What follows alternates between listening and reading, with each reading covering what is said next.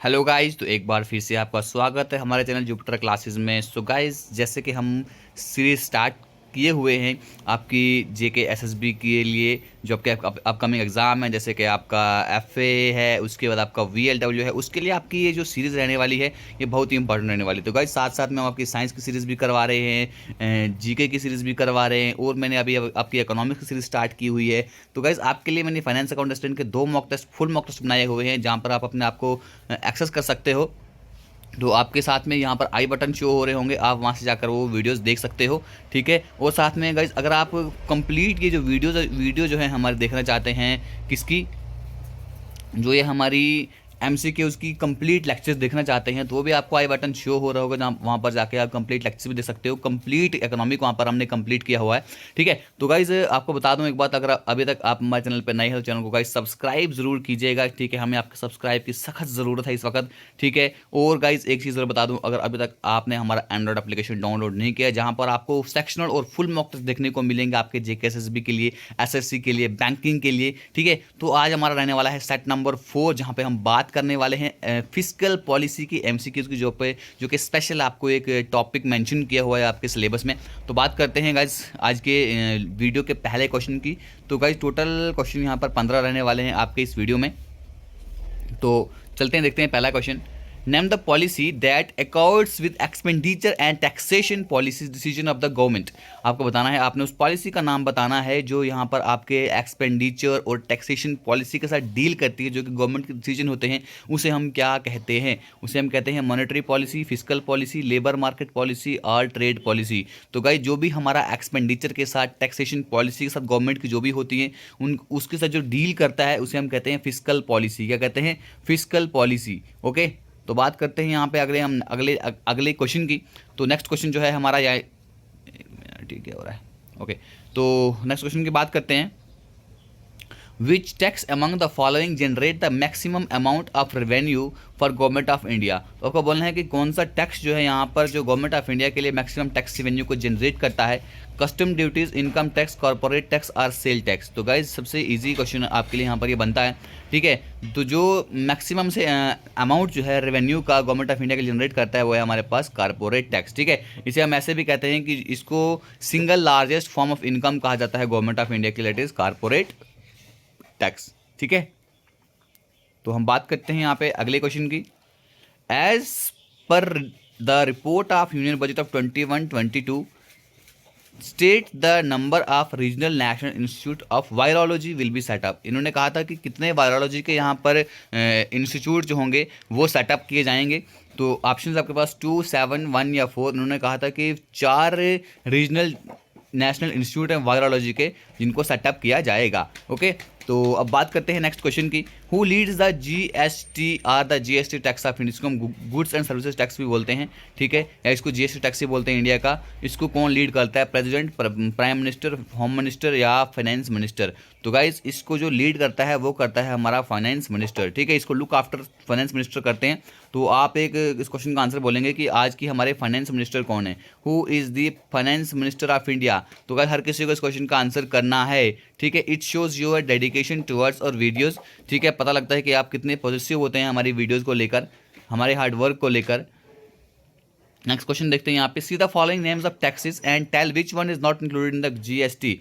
Taxes को देखना और आपने बोलना है कि इनमें से कौन सा टैक्स जो है जीएसटी के अंडर नहीं आता है। ठीक है गाइज। तो ऑप्शन दिए हुए हैं आपके पास, आपके सामने। Corporate tax, service tax, custom duty और वैल्यू एडेड टैक्स। इसको जो आंसर है कस्टम ड्यूटी। कस्टम ड्यूटी जो होता है हमारे जीएसटी टैक्स के अंडर नहीं आता है। ओके। तो गाइज, अच्छी लग रही होगी हमारी वीडियो को, तो वीडियो को लाइक कर देना, चैनल को सब्सक्राइब करना और हमारी वीडियो को शेयर जरूर करना। ठीक है। अपने जो भी आपके सगे संबंधी हैं जो तैयारी कर रहे हैं एग्जाम्स की। ठीक है। तो देखते हैं नेक्स्ट क्वेश्चन क्या है। If the grants for the creation of capital assets are deleted from the revenue deficit. अगर जो हमारी कैपिटल एसेट को क्रिएट करने की जो ग्रांट्स हैं उनको हमारे रेवेन्यू डेफिसिट में से डिलीट किया जाएगा, तो यहाँ पर सिनेरियो कैसा होगा? उस वक्त क्या चीज़ यहाँ पर होगी? फिजिकल डेफिसिट होगा, अफेक्टिव रेवेन्यू डेफिसिट होगा, प्राइमरी डेफिसिट होगा या बजट डेफिसिट होगा? तो गाइस, मैंने पहले कहा, अगर आप एक कंप्लीट वीडियोस हमारे देखना चाहते हैं तो हमारी एक इकोनॉमिक्स फॉर एफए करके हमारी एक प्लेलिस्ट है उसको जाकर देखिए, ठीक है, जहाँ पर सर ने आपको कंप्लीट तरीके से अच्छे तरीके से इकोनॉमी को कवर करवाया हुआ है, ठीक है। और अगर आप इकोनॉमी की पीडीएफ कर चाहते हैं तो आप मुझे व्हाट्सएप पे मैसेज कर सकते हैं, जहाँ पर मैं आपको ये इसकी पीडीएफ शेयर कर दूंगा, ठीक है। तो चलिए बढ़ते हैं इस वीडियो के आंसर की ओर। इस वीडियो का जो आंसर है वो है इफेक्टिव रेवेन्यू डेफिसिट, ठीक है। इफेक्टिव रेवेन्यू डेफिसिट होता क्या है, ठीक है। अगर हम इफेक्टिव रेवेन्यू डेफिसिट के फार्मूला के अकॉर्डिंग देखेंगे तो इफेक्टिव रेवेन्यू डेफिसिट होता है जब आप रेवेन्यू डेफिसिट में से जो कैपिटल एसेट को क्रिएट करने वाली ग्रांट्स हैं उनको आप माइनस कर दोगे तो आपका जो यहाँ पर आएगा effective revenue deficit, ERD in short form, okay. देखते हैं नेक्स्ट क्वेश्चन।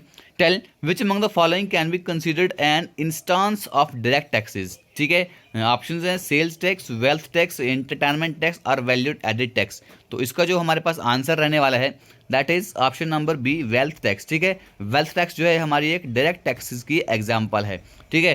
तो बढ़ते हैं नेक्स्ट क्वेश्चन की ओर। तो नेक्स्ट क्वेश्चन है हमारा which work among the following is not a part of the legislature organ of India.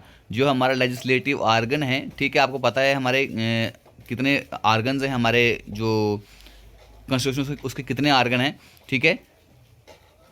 तो बढ़ते हैं इस क्वेश्चन के ऑप्शन की ओर। तो देखते हैं पहला ऑप्शन है मेकिंग लॉ, दूसरा ऑप्शन है बजटिंग, तीसरा है अप्रूविंग अ बजट, चौथा है रेगुलेशंस ऑफ एग्जीक्यूटिव, ठीक है। तो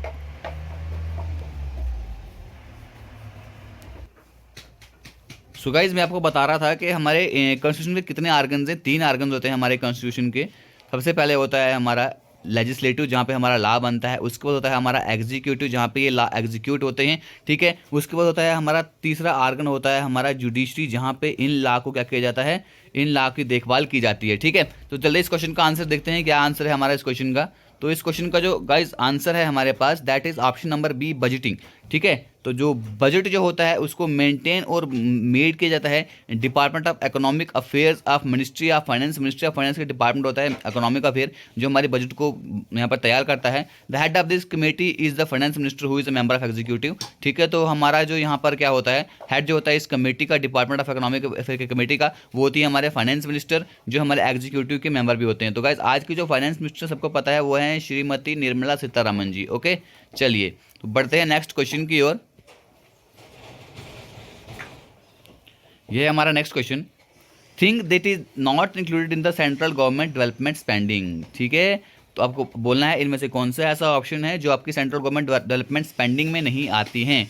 ऑप्शंस हैं defence expenditure, economic service expenditure, grants provided to state, spending on social and community services, ठीक है। तो बताना है कौन सा सेंट्रल गवर्नमेंट डेवलपमेंट स्पेंडिंग में नहीं आती हैं। तो जो आपका डिफेंस एक्सपेंडिचर है वो हमारा सेंट्रल गवर्नमेंट डेवलपमेंट एक्सपेंडिचर में नहीं आता है, ठीक है। तो इसको देखा जाता है डिफेंस एक्सपेंडिचर को यहाँ पर गवर्नमेंट ऑफ इंडिया देखती है, ठीक है। तो बढ़ते हैं अपने नेक्स्ट क्वेश्चन की ओर। तो देखते हैं हमारा नेक्स्ट क्वेश्चन और प्यारा सा क्वेश्चन है हमारा, in which year railway budget was being merged with the general budget. देखिए पहले क्या होता था, पहले हमारा जो रेलवे बजट है वो अलग से हम क्या करते थे, उसको अलग से इंट्रोड्यूस किया जाता था और जनरल बजट को अलग से इंट्रोड्यूस किया जाता था। लेकिन इन दोनों को आपको बताना का इंपॉर्टेंट क्वेश्चन है, कब इन दोनों को मर्ज किया गया था, अब इन दोनों को साथ में प्रेजेंट किया जाता है, ठीक है। तो हमारा जो ऑप्शन है यहाँ पर बजट 2016-17, 2021, 17-18, 14-15। तो गाइस ये आपको इसको आप इसको मोस्ट इंपॉर्टेंट क्वेश्चन करके याद रख सकते हैं, ठीक है। ये पता होना ही चाहिए आपको कि कब इनको मर्ज किया गया था,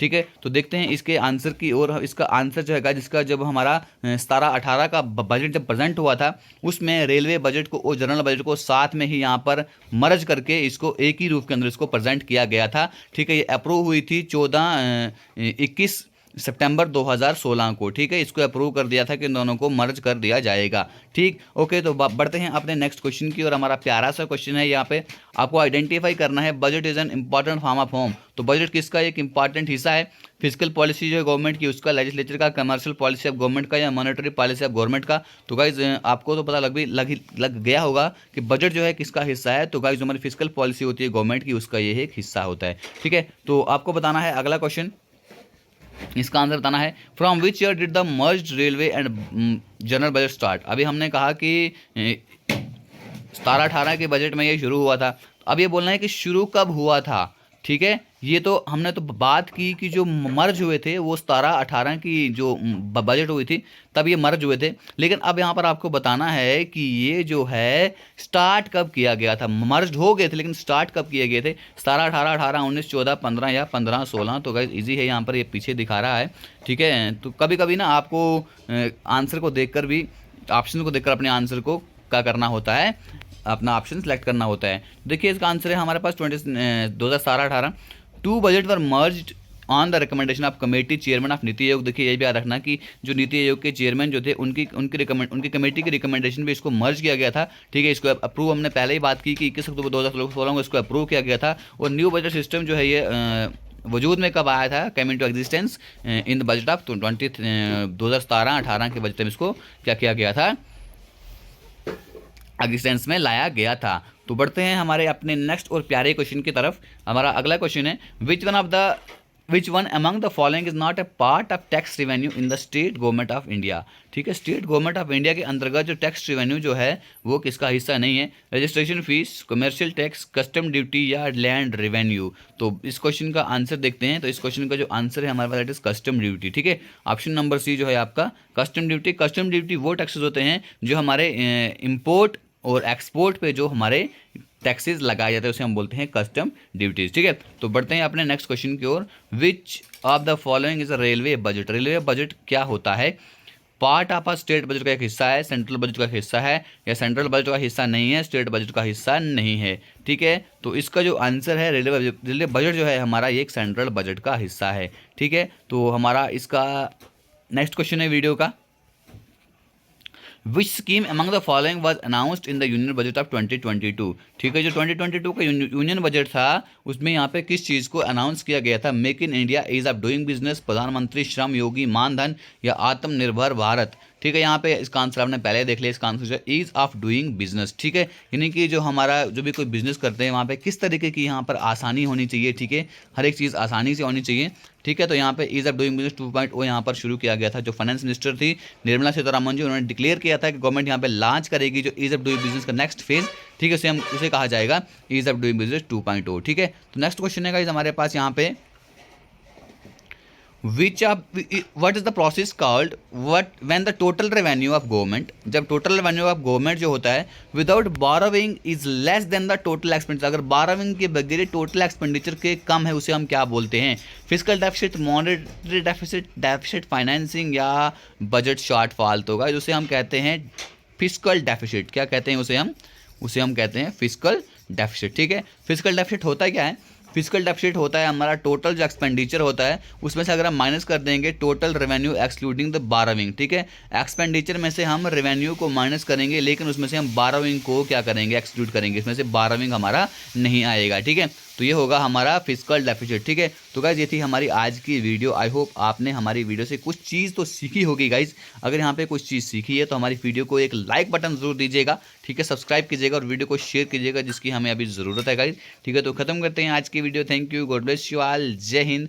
और इसकी PDF गाइज आपको मिल जाएगी हमारे टेलीग्राम चैनल पे। ठीक है, जुड़े रहिए हमारे साथ। Thank you.